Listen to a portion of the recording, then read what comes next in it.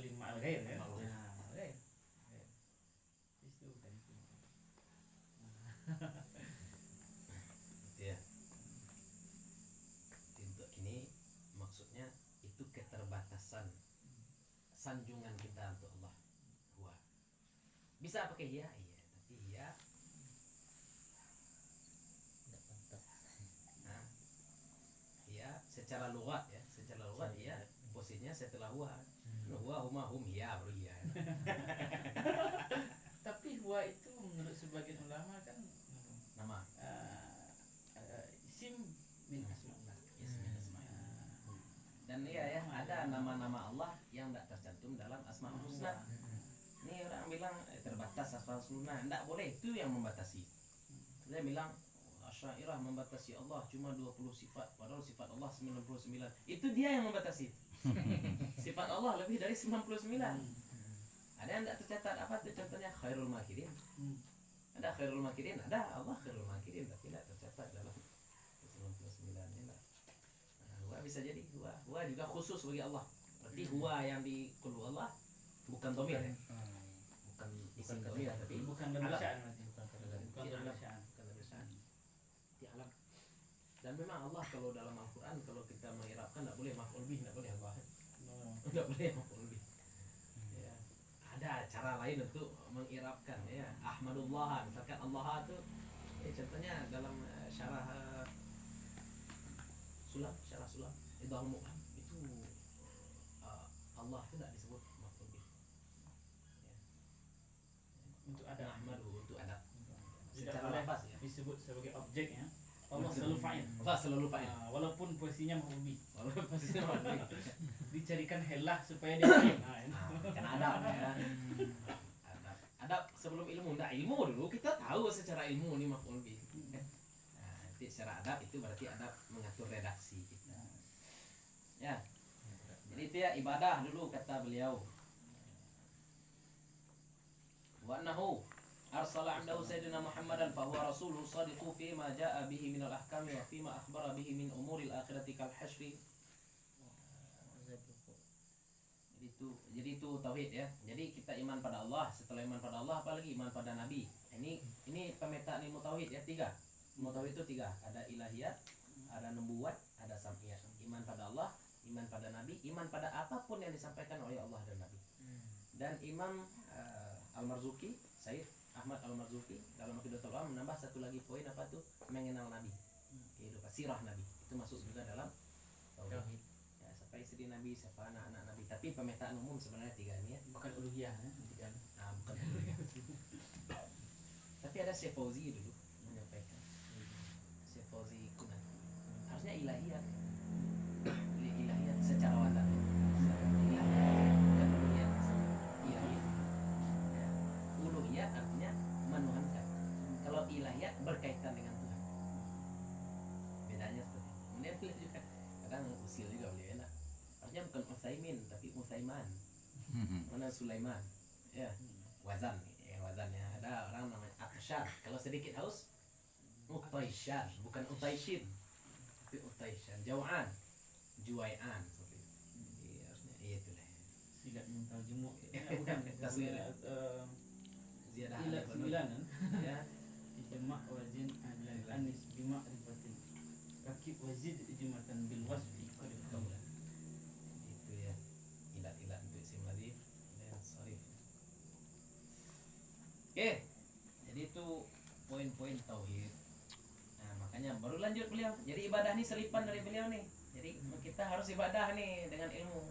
Ya. Anta lama qabla kulli syai'in, mengetahui sebelum segala sesuatu bahwa hidayah itu yang dia adalah buah dari ilmu. Nah, karena Imam Ghazali cuma menyebutkan ilmu di sini, makanya beliau sebutkan ibadah di sana. Ya, beliau kan menyebutkan ilmu kan di matan kan. Nah, Amalnya ya. amalnya. Lah bidayatun wa nihayatun, punya awal dan akhir dan zahir dan batin. Nah, ini yang penting ya. Wala wusula ila nihayatiha illa ba'da ihkami bidayatiha. Wala uthura ala batiniha illa ba'da luqufi ala zahiriha. Harus dihafal. Harus dihafal. dan tidak sampai kepada ujungnya kecuali setelah dudukkan pangkalnya, kokohkan pangkalnya, dan tidak masuk ke dalam batinnya kecuali setelah berdiri atas zahirnya. Nah, ada orang tiba-tiba masuk ke batin, zahir tidak selesai. Ya, kecuali Allah sayang mana kan ya, nggak bisa deh. Barulah ia sudah dapat batin langsung. Nggak bisa. Kalau kita ini kan mengukur kita, para nabi semuanya ya, ingat sumpah Allah subhanahu kita enggak. Jadi pangkalnya selalu ya zahir dulu baru batin. Ya, apa kata in tattaqullah yaj'al lahum furqana. Jika kamu bertakwa pada Allah, Allah jadikan bagi engkau petunjuk. Apa yang dimulai dulu? Takwa dulu. Ya, takwa itu makanya ijtinabun nawahi wa imtithalu al-awamir, menjalankan perintah, menjauhi larangan. Apalagi wattaqullah wa yu'allimukumullah. Enggak langsung tiba-tiba wa yu'allimukumullah, tapi sebelumnya ada wattaqullah, takwa dulu. Ya, ini juga ada hadis dari Imam Malik dalam syarah, man amila bima alima warathahu Allahu ilma ma lam ya'lam. Siapa yang mengamalkan apa yang ia tahu, Allah wariskan akan dia ilmu yang tidak dia tahu. Nah, beramal dengan ilmu dulu. Ya, baru nanti Allah bukakan apa yang kita tidak tahu. Laduni. Itu laduni. Itu ilmu, ada yang menyebutnya ilmu mauhibah, ada yang menyebutnya ilmu laduni. Laduni ilmu. Ya, istilahnya laduni, mauhibah, firasat bisa juga ya. Intuisi. Apa perbedaan nanti dengan karomah tuh ya? Karomah banyak. Ada karomah berbentuk firasat, ada karomah berbentuk tangan bercahaya sebagaimana tangan Imam Nawawi. Ada karomah bisa menggerakkan pena menulis walaupun buta seperti Imam Al-Haddad. Karomah. Ada karomah ilmu. Ada karomah ilmu. Tapi Ya, karomah ilmu. terbesar Ya, karomah terbesar ilmu ya. Karomah terbesar Imam Nawawi bukan tangan bercahaya, makanya ilmu. tidak heran ya tangan beliau bercahaya itu tidak masyhur di kalangan Tunjuk ya, saya akan ya, kita. tunjuk. Ya. Tapi yang masyhur justru kitab beliau. Kitab beliau yang banyak dan ditulis walaupun beliau wafatnya muda, itu karomah. Tapi Syekh Mustafa tidak suka juga nyebut itu karomah. Putus asa kita nanti belajar. Beliau seperti itu. Betul. Iya, Imam Nawawi wajar hebat. Beliau itu kan karomah. Itu kecewa. Itu kata beliau. Ilmu itu juga karomah. Karomah banyak. Karomah. Pokoknya amrun khariqun lil adati yadharu ala yadil awliya. Ya, perkara luar biasa yang muncul pada tangan wali. Nah, itu disebut dengan karomah. Nah, berbentuk apa? Bisa jadi dia mengetahui perkara yang tidak diketahui oleh orang lain. Ya, sebagaimana yang terjadi pada Umar bin Khattab, tahu kondisi pasukan yang sedang berada di Persia dalam kisah Sariyat al-Jabal. Nah, karomah beliau juga suara beliau sampai ke Persia. Ya, Sariyah al-Jabal itu juga karomah. Itu sudah banyak karomah. Mengetahui yang gaib satu, suara sampai ke Persia satu lagi. Nah, ini orang mengingkari aja karomah sekarang ini tidak percaya karomah. Makanya Syekh Fauzi keras, orang-orang yang mengingkari karomah, dia kalau hidup di zaman Nabi mukjizat pun akan dia ingkari. Kata Syekh Fauzi seperti itu. Syekh Fauzi ini mazhab beliau Maliki ya. Iya. Nah, itulah Mungkin kira-kira. kita buka sesi tanya jawab mungkin. Mungkin kalau ada yang mengenai teks atau hal-hal yang berhubungan, karena kalau pembahasannya ada fikih, ada tauhid, ada tasawuf. Mungkin ada iskal dalam masalah-masalah itu.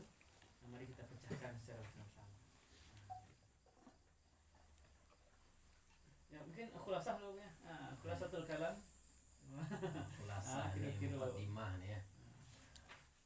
Jadi dari sini kita bisa ambil kesimpulan yang pertama, niat menuntut ilmu ya. Niat menuntut ilmu memang murni karena Allah Subhanahu wa taala. Murni karena Allah Subhanahu wa taala. Kemudian ciri-cirinya juga disebutkan di bawah ya oleh Syekh Nawawi Banten. Kita tetap belajar walaupun tidak ada orang, kemudian kita tetap menyukai kebenaran walaupun tidak keluar dari lisan kita ya. Kemudian kita ada lagi sebenarnya lebih suka menyendiri dan menjauhi orang kaya dan juga penguasa.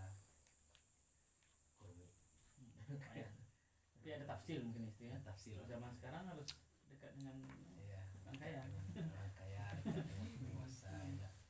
Ya, kita lihat aja pembangunan UNP dan UNAN kan lebih pesat UNP kan. Kenapa? Mas Raya dengan Payakumbuh mana yang lebih besar pembangunan? Nah itu salah satu. Kenapa? Karena ya itulah. Ya boleh kok orang lu pemilu.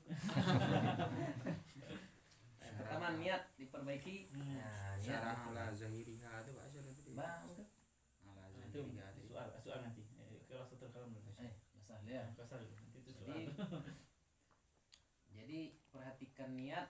Nah itu yang pertama kita sebagai pelajar. Kemudian sebagai guru juga ini walaupun bukan untuk guru tapi sebenarnya Imam Ghazali juga mewanti-wanti guru untuk selektif memilih murid. Jangan sampai kita malah membantu kemaksiatan murid. Kenapa? Karena ngajar ilmu tapi tidak memberi nasihat. Tidak memberi nasihat. Nah, kemudian kita harus mengetahui bahwasanya tujuan kita adalah dapat hidayah. Karena tujuan ilmu apa tadi? Al-hidayah. Tujuan ilmu hidayah, dan hidayah itu ada aspek lahir, ada aspek batin, ada pangkal, ada ujung. Pangkalnya yang zahir tadi. Ya, rambu-rambu jelas. Ini berhenti, ini jalan. Ini halal, ini haram. Nah, kalau sudah nihayahnya bagaimana? Allah yang bimbing kita karena Allah sayang pada kita. Jadi kita contohkan ya, ada orang nanya arah pada kita, arah taman di mana? Belok kanan, belok kiri, naik mobil ini, naik mobil itu. Itu orang biasa. Tapi kalau orang yang kita sayang, dia nanya, saya mau ke taman, apa kita bilang? Kita antar. Nah, Allah seperti itu. Allah sayang pada orang, Allah antarkan dia.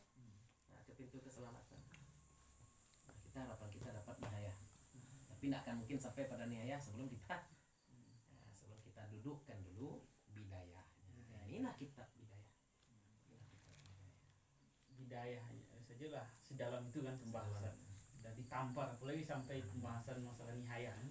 Nihayah nanti. Nah, mungkin itu sebagai khulasatul kalam, kesimpulan yang dapat ditarik. Nah, kita buka sesi kita. Tadi ada pertanyaan dari Ustaz. Mal murad wa tafsir kalimah illa ba'da al-wuqufi ala zahiriha. Sah.